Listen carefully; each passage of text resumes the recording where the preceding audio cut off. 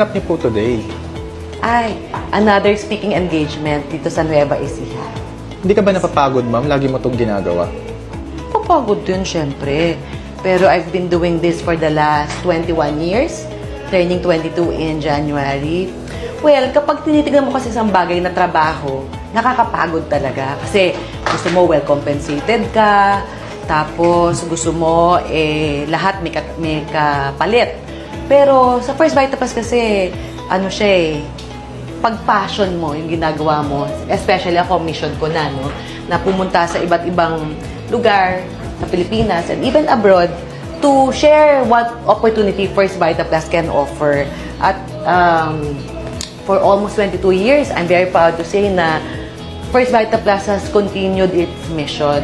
Yung mission na mag-provide ng equal opportunity for all, kahit na sino ka man, to break the barriers of race, social class, anong estado mo sa buhay, education, may pinag-aralan o wala, nakapagtapos o hindi, even religion, profession, gender, ano man ang iyong kasarian, and even disability, may kakulangan ka man. Kasi yung mga yan, minsan, dami pang requirements sa labas, di ba?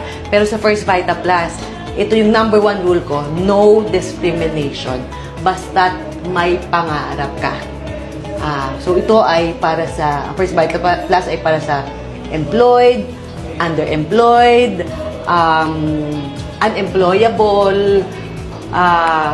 Ang gusto ko lang sabihin is, we want success to be reachable, attainable, and most of all, possible in First Vita Plus.